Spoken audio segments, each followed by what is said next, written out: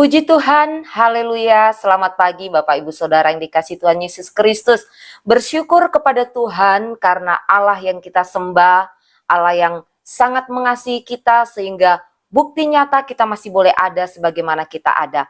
Pagi hari ini, sebelum kita melangkah di hari yang baru, mari sama-sama kita akan belajar firman Tuhan. Kita akan tundukkan kepala untuk berdoa bersama. Tuhan Yesus, kami bersyukur saat pagi hari ini kemurahan-Mu, kasih setia-Mu nyata di dalam setiap hidup kami. Saat ini ya Bapa, sebelum kami melangkah di hari yang baru, kami mau sama-sama belajar firman-Mu. Tolong kami supaya kami dapat mengerti dan memahami apa yang Engkau mau. Terpujilah Engkau kekal selamanya, ampuni Tuhan setiap salah dan dosa kami. Dalam nama Yesus kami berdoa, haleluya, amin. Puji Tuhan. Pagi hari ini kita akan sama-sama melihat satu ayat di dalam Mazmur 23 ayatnya yang pertama. Demikian firman Tuhan.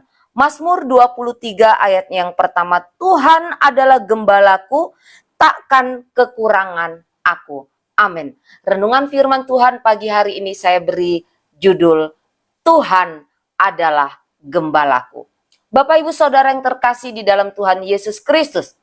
Ini adalah ayat yang indah, khususnya ayat 1 sampai ayatnya yang ke-6. Sehingga ayat-ayat ini digubah menjadi sebuah lagu. Dan lagu ini sangat terkenal. Ada begitu banyak anak Tuhan yang senang dengan ayat-ayat ini. Namun sayang, ada begitu banyak juga anak-anak Tuhan yang memiliki konsep yang keliru tentang Tuhan adalah gembalaku. Ada begitu banyak orang berpikir ketika ia menjadikan Tuhan sebagai gembala, maka hidupnya akan terjamin. Hidupnya ada di dalam keadaan yang berlimpah ruah. Tidak pernah hidup di dalam kesusahan. Tidak pernah menghadapi pergumulan. Tetapi tidak demikian dengan pemazmur Daud. Satu hal yang diimani oleh pemazmur Daud. Ketika pemazmur Daud berkata, Tuhan adalah gembalaku. Artinya, pemazmur Daud menjadikan Tuhan itu sebagai gembala pribadi di dalam kehidupannya. Di mana gembala yang menggembalakan dirinya, menggembalakan hidupnya secara pribadi, secara perorangan. Dengan demikian, satu jaminan yang ia dapat dari ayat ini, bahwa ia tidak pernah ada di dalam kekurangan. Bukan selalu ada di dalam kelimpahan. Sekali lagi, karena ayat ini tidak berkata Tuhan adalah gembalaku, maka aku hidup di dalam kelimpahan. Tidak, Bapak Ibu Saudara yang dikasihi Tuhan. Tetapi ayat ini berkata Tuhan adalah gembalaku, takkan kekurangan aku. Artinya apa? Ketika kita menjadikan Tuhan sebagai gembala pribadi di dalam kehidupan saya dan saudara, maka kita akan menerima perhatian khusus dari Tuhan. Sehingga segala hal yang kita perlu, segala hal yang kita butuhkan, Tuhan pasti sanggup mencukupkannya, mengadakannya bagi saya dan saudara. Sekalipun kita tidak hidup di dalam kelimpahan, tetapi kita hidup di dalam kecukupan. Bapak Ibu Saudara yang dikasihi Tuhan Yesus Kristus, ada seorang murid yang protes kepada guru lesnya. Karena ia merasa bahwa guru lesnya ini bersikap tidak adil kepada dirinya.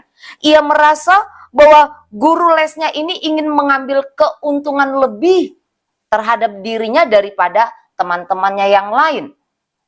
Sehingga dia berkata kepada guru lesnya, Bu, mengapa saya harus membayar lebih banyak daripada teman-teman yang lain untuk biaya les?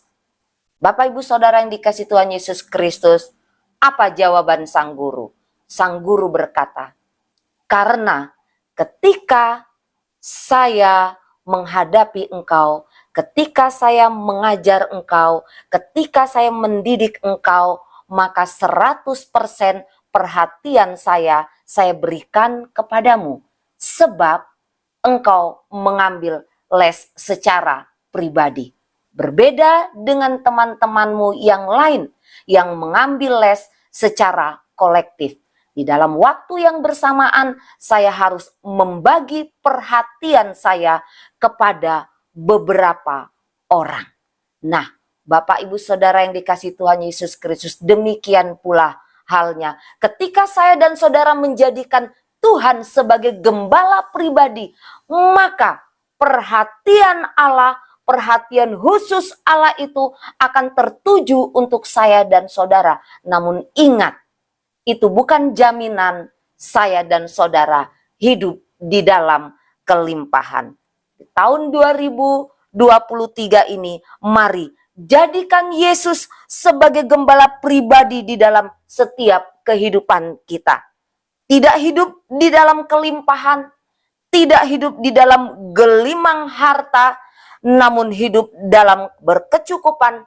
Itu seharusnya membuat saya dan saudara bersyukur, dan bersyukur kepada Tuhan. Amin. Tuhan Yesus memberkati. Mari kita berdoa.